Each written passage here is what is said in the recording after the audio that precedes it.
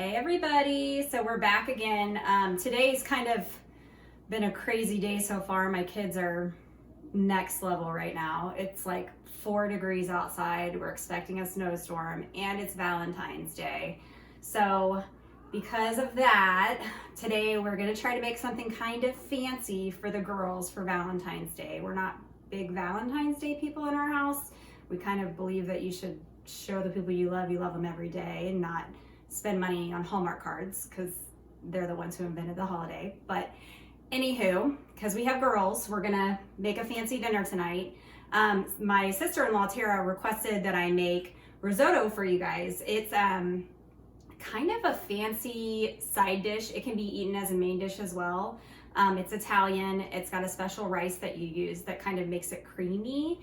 And Rory loves risotto. She could eat a whole pot of it. So we're gonna make that today, as well as some fish and asparagus and mushrooms, because that was what was on sale at the store. So it's gonna be a really yummy dish, and I think everybody's gonna like it, and it's a little bit fancy for Valentine's Day. So we're gonna go ahead and get started. Okay, so I'm gonna start with kind of explaining how we're gonna make the risotto.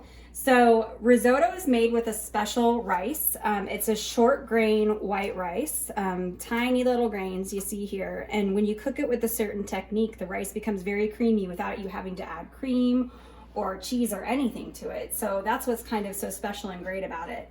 It's pretty time consuming to make. That's why it's special, and you usually only find it kind of in fine dining restaurants. So this is what it's called. It's called a borio rice. You have to use a borio rice to make risotto. It's the only rice that will work. So you can find this in the grocery store. I got this at the Kroger in our tiny little area we live in. And you don't need a whole lot. It's just like regular rice. So for my family, we have a 1.5 cups measured out here, and this will feed everybody. They'll get a generous portion of risotto as a side. Also for the risotto, we have Parmesan cheese. I get the shredded Parmesan.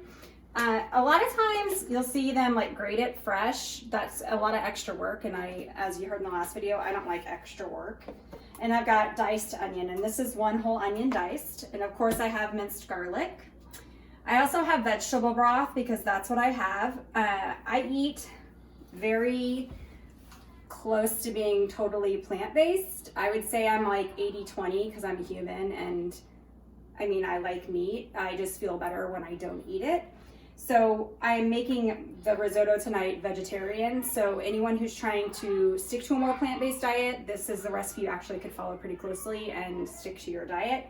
You could replace the chicken broth or the vegetable broth with chicken broth, and that's totally acceptable, and it tastes really, really good with chicken broth instead of vegetable broth. And I also have white wine. This is an optional ingredient, I guess. If you don't want wine in it, you don't have to put wine in it. I like wine in it, and I like to drink wine. So this is a Sauvignon Blanc, which is a drier white wine. You could use Chardonnay. You could use Pinot Grigio. I wouldn't go sweeter than Pinot Grigio though. Don't use like a berry wine. It's gonna taste really weird if you do that. I just prefer to use a wine that I'm gonna drink when I cook, because I'm gonna drink a glass of wine while I'm cooking. So do what makes you happy. So that's for the risotto. I've also got over here some vegetables that I'm gonna make on the side. I have some asparagus that I've cut up in bite-sized pieces. I have mushrooms and I have onions. Rory and Jocelyn will not eat the mushrooms, so I leave them big so they can pick them out because I still cook them with everything else. And I've got my fish over here, and this is like tilapia that we bought at the grocery store.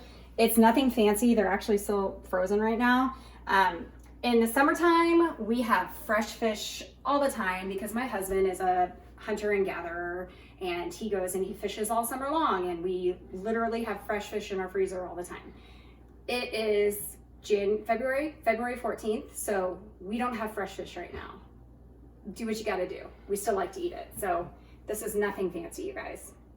I have lemons for the fish, and I'm gonna use my white wine again as well, and I'm gonna use butter and then just salt and pepper. So I'll show you all the steps here in just a minute, and we'll get it all together. Okay, so we're gonna start with our risotto. It is a slow cooker, so it takes quite a bit of time. So you're gonna wanna get the risotto started first, and you can kind of tend to everything else while you're cooking your risotto. So we're gonna just drizzle olive oil on the bottom of our pan. You wanna give it a good coating of olive oil. You pretty much want the whole bottom of your pan coated. So we're gonna start by cooking off our onions. So we want our onions to be sauteed till they're translucent. So we'll get those going here. All right, so on my back burner here, I have my vegetable broth heating up. I have it on pretty high heat right now because I want the broth to come up to a temperature that's gonna be about the same as the risotto that I'm cooking over here. So when you get started, make sure you have this broth going as well because it takes a minute for it to heat up and you need this broth to cook your rice. I have 1 box of broth back here, which we said is about 4 cups. So we only have 1.5 cups of risotto. So it's not your traditional 1-to-2 ratio with rice and broth. It's 1.5 cups of rice and I have about 4 cups of broth because you need more broth than you would with a traditional rice recipe. So don't be scared to use more broth than you think you need. If you have leftover broth, it's not that big of a deal for you to put it in a container and put it in your fridge and save it for later. Okay, so my onions are starting to get going here. They're sizzling up pretty good, starting to cook through. So I'm gonna go ahead and add a tablespoon of garlic or so. Get that into the pot and get it going. Once again, you wanna cook the garlic ahead of time because it releases the flavors, but you just have to be mindful that garlic does burn easily, so don't add it to a dry pan. And definitely don't add it right when you add the onions. You want to add it a little bit later. There's quite a bit of oil in here, so I think they're going to cook pretty well.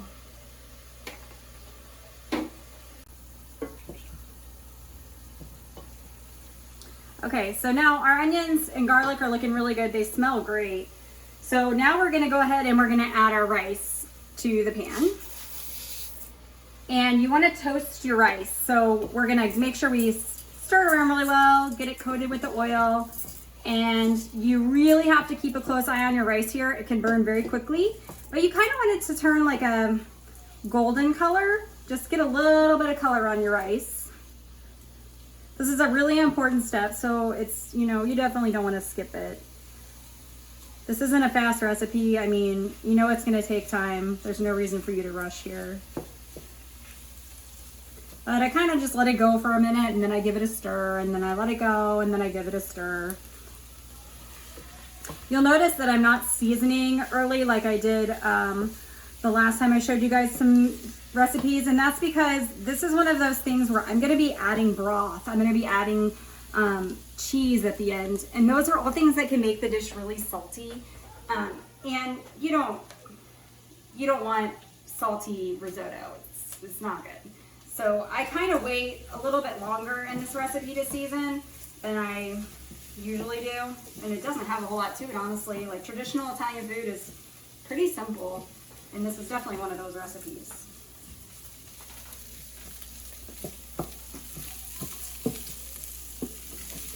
So you can see that like your little rice, it's starting to turn really like kind of a bright white color. And that's normal. You can actually see the complete texture of the rice, which is cool. Some cool science for you.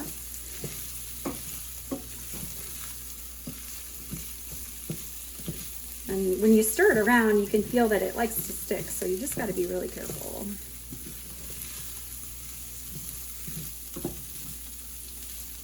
It smells amazing.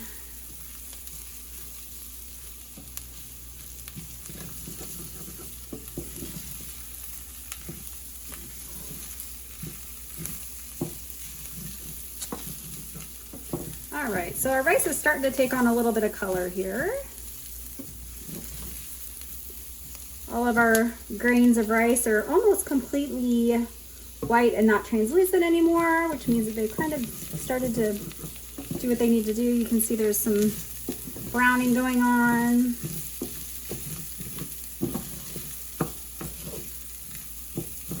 All right, we're looking good here. So now I'm gonna go ahead and I'm gonna add my wine. How much wine do you add? I guess a couple glugs. I guess it's like a half a cup, maybe. Yeah, half a cup or so. And you just kind of use your wine to, they call it deglazing the pan. Let it deglaze the pan a little bit. And then you want to bring this up to a boil and let it cook for a minute, and the wine will cook off a little bit and reduce.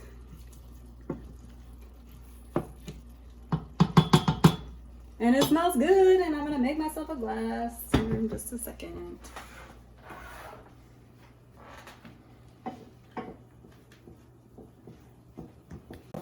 We're going to go ahead and start adding our broth now. We are going to add a ladleful at a time. This is the technique that I was talking about. This is really important that you do it this specific way, okay? So our pan is getting dry, so we're going to go ahead and add 1 ladleful of broth. We're going to stir, get all the bits off the bottom. I'm going to kind of keep my heat medium low here. You don't want to cook this too fast. It's really important that it cooks slowly. That's what's going to give you that amazing texture at the end, okay? Just constantly watch your heat. Everybody's stove is different with how the heat works on it. I happen to have one of these like cool flat top glass stoves, which I really like, but everybody has a different kind of stove, so just use your judgment. But you kind of want to keep it medium low, just so that way it has time to absorb the flavors and doesn't scorch or burn. Okay, so once again, we're reaching the point where we're going to add more broth. Now you're going to see that the rice, I can kind of pull my spoon like this and see how it's leaving a trail like that. That means it's time for me to add another ladleful of broth. So I'll come over here and I'll just do another ladleful. And this can get messy, so you definitely want to either have them like right next to each other on the stove. Another good stir. And then kind of let her rip. Okay, so now that I have my risotto going, I'm gonna start working on getting my fish in the oven. Okay, so I've got my fish here. It's pretty plain and simple, this recipe is. I don't do anything really fancy with the fish. Once again, I got my wine. So I'm just gonna add about a 1/4 cup of wine. We don't do too much wine with the fish. The kids don't love winey fish, so I try to keep it pretty simple with them. And then I'm gonna add, I would say like a couple tablespoons of butter. A little bit of butter to it. And then I got some fresh lemon. I'm not a fan of lemon juice in a bottle. It's not a big deal. Go to the store, buy some lemons, squeeze them. This little lemon squeezer I got is probably one of my favorite kitchen tools. Saves my life, saves me some time. Keeps most of the seeds out of it.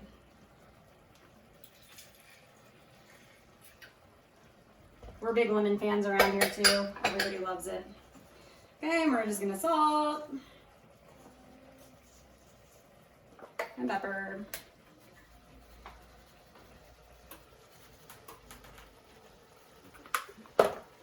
And a little bit of garlic.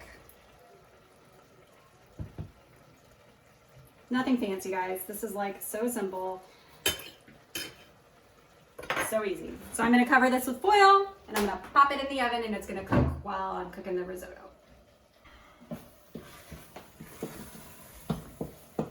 All right, so I'm back to the point where I'm gonna add more broth, and you just gotta kind of keep a side eye on your risotto here. You don't wanna walk away. Like, I don't recommend you like go vacuum or, you know, get too crazy with other chores while you're cooking this, because it can go south pretty quick if you do. But as long as you're standing here, you can multitask a little bit and get other things done. And it takes a couple minutes for it to absorb each ladleful. So you got a couple minutes to get other things going while you're waiting and watching. It smells so good, you guys. All right. So I've got my oven on. I didn't tell you guys, I have one on 375, and it just takes, it doesn't take long to cook fish. Fish cooks very quickly. So you don't want to overcook your fish because then nobody's going to want to eat it. So I'm going to get my other burner over here on. So we're going to get ready to cook our vegetables. Those are another thing that cook very quickly. So Don't feel rushed. I'm gonna do another ladleful here in just a second, and then I'm gonna get my veggies going.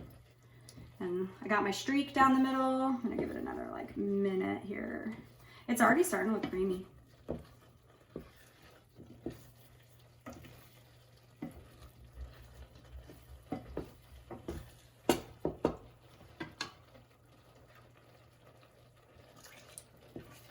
All right.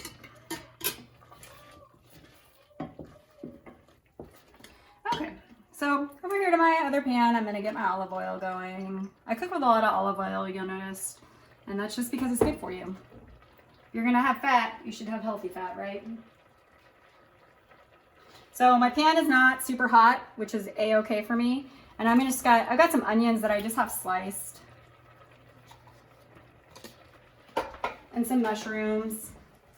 And adding them to a cold pan allows us to cook them a little bit slowly, and that's gonna help them to caramelize. And we like our onions caramelized, and we like our mushrooms caramelized. They have tons of flavor when you cook them that way. So we put them in a cold pan with olive oil, and then we slowly cook them off, and that's what makes them so tasty. Salt, pepper. Add a little red pepper flake to this because you gotta live a little. Once again, my good friend garlic. If you guys don't like garlic, you know, you don't have to put it in anything. We just like it, so we always have it in everything. Give that a zhuzh, and I'm gonna let her rip.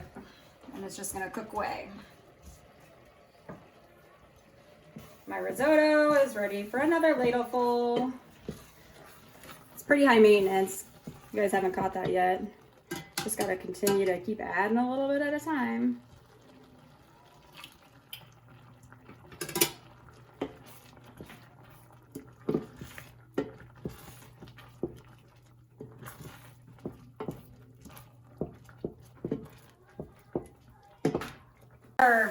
Are like sponges. They soak up all the flavor that you add to them. So sometimes you have to add extra oil, and that's okay.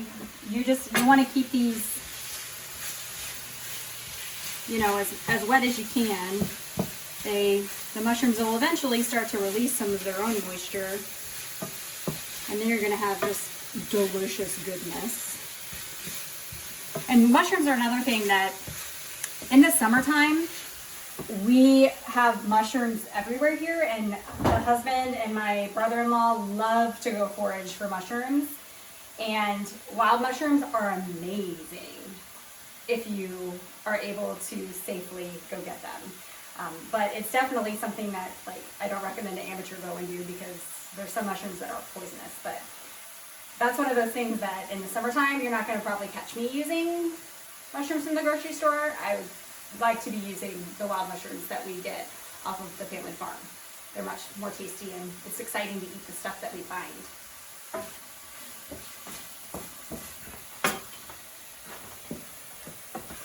God, this is so fucking good.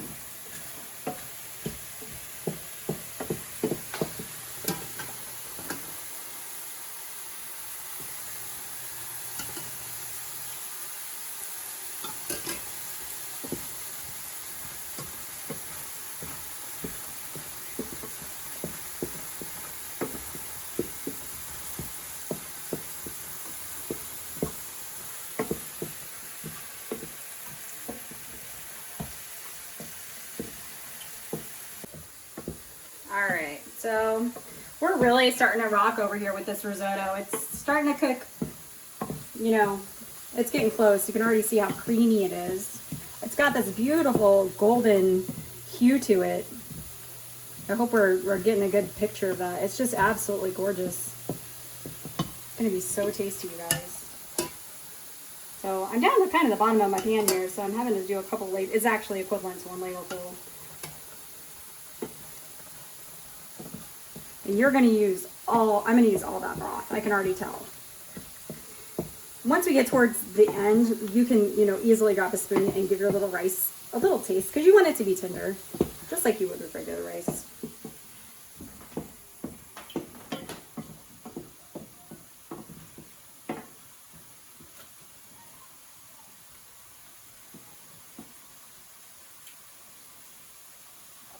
I gotta taste test the wine and make sure it's good. It is. All right, so we're gonna do another ladleful here. And then I'm pretty far along here, so I'm gonna go ahead and I'm gonna add my black pepper to this. If you wanna like be really fancy, you could use white pepper, and that way you couldn't see the pepper in the risotto and it would look very fancy that way. But I don't have white pepper, so we're not gonna be that fancy today. We're just gonna go with the plain old black stuff out of the little shaker jar.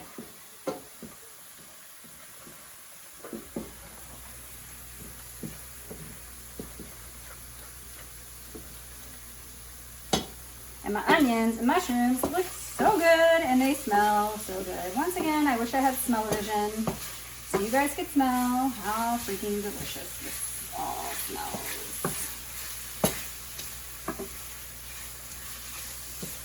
And I'm gonna cook these down until this stuff is all really, really, really golden. And we're gonna add our asparagus at the very end because they take no time to cook. Asparagus cooks really fast and you don't wanna eat it mushy. You want it al dente, which means it needs to have crunch. If you cook your asparagus to mushy, you may as well just go buy a can of asparagus and put it in a pot because it's nasty. You need to not overcook your asparagus, trust me, please.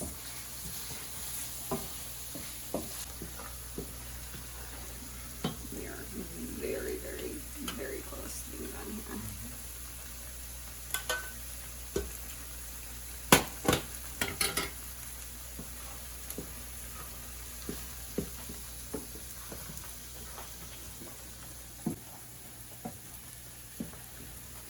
Alright, so I'm going to go ahead and add the very last of my broth.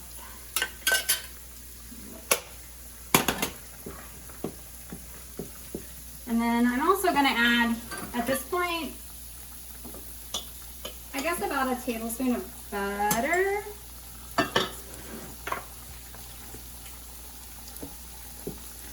And that's just going to make it really silky.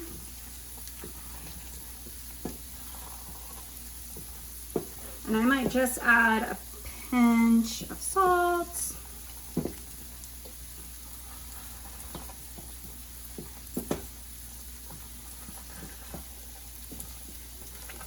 We are looking so good, you guys. Rory lovingly calls this creamy rice.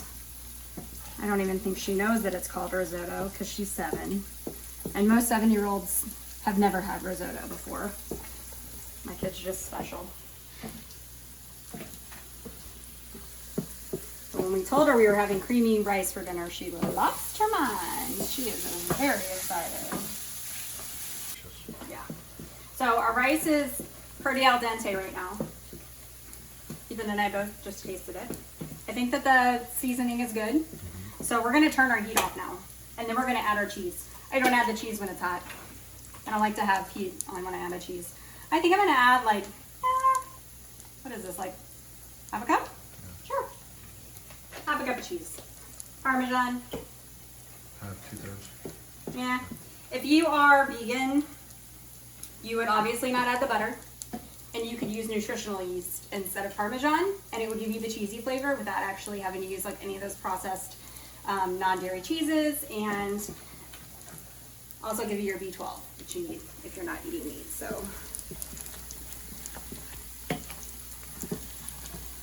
all right, let's just get a great shot of this risotto. Look how creamy and amazing that looks, you guys. That almost looks like, you know, when your grandma used to make like cheesy rice. I know mine did. That looks like cheesy rice. Ugh. That's gonna get destroyed, you guys. All right, so our veg over here is really starting to get caramelized. You can see the little bits on the bottom of the pan. That's a good sign that we're about ready to add our asparagus. Everything looks really, really good. 2 pounds of asparagus here, because we're asparagus eaters, and when we have leftovers, I use it for my meal prep during the week at work. So we're just gonna add that in there. And we're gonna kind of let her rip. The asparagus is gonna definitely release some moisture.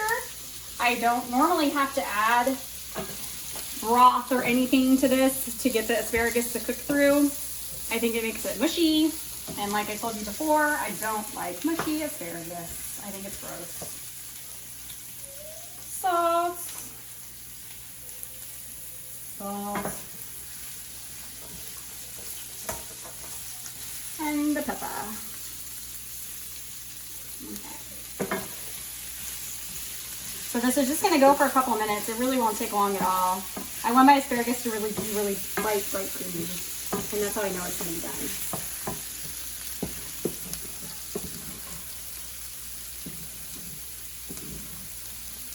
Oh my god. Next level. This looks like a dream. This is like food porn. It really is. Don't you just want to eat this whole freaking pot? You would definitely go into a carb coma from killing this pot.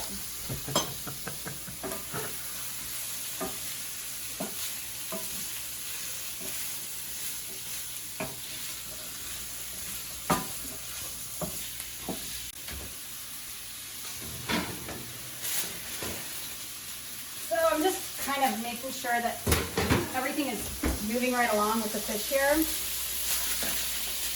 Yeah, so my butter is melted. We're looking pretty happy. I'm gonna pop this back in without the foil on it and let it kind of finish. Let some of that wine kind of burn off. The condensed flavor of the wine is pretty important. So, and you can use that recipe with any kind of fish. It would be good with catfish, bluegill, perch. That's what we eat in the summertime. But this is tilapia that we have.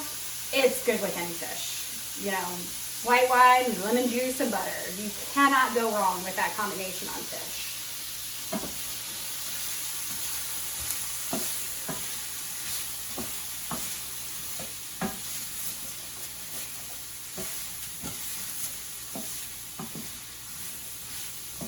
So our asparagus is starting to get pretty bright green.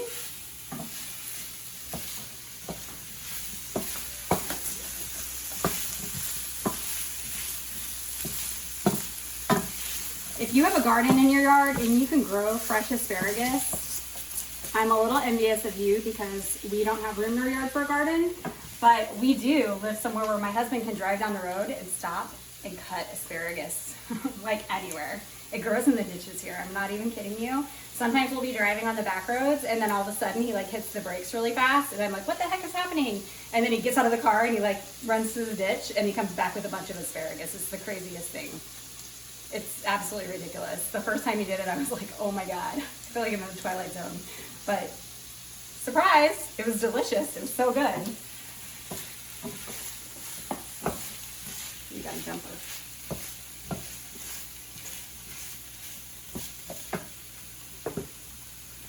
So even though our risotto is done, I'm still kind of tending to it because the pan was hot and I don't want that to stick. So, oh my God. It has reached the point of ultimate creaminess. Ultimate creaminess. I can't even express to you guys how excited I am about risotto. Look, our asparagus looks great. Bright green. We're just about there.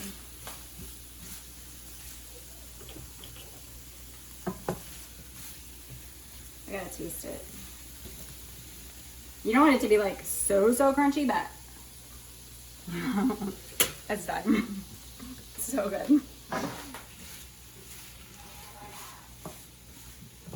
I love asparagus. Okay. It's so yummy. All right. So my fish is out and we're ready to plate up a plate for one of the children to eat. Probably Rory's plate. She loves the risotto the most. Okay. So there we got it. Looks pretty dang good if you ask me. Fancy food for a fancy day for my fancy girls. So good. I love it.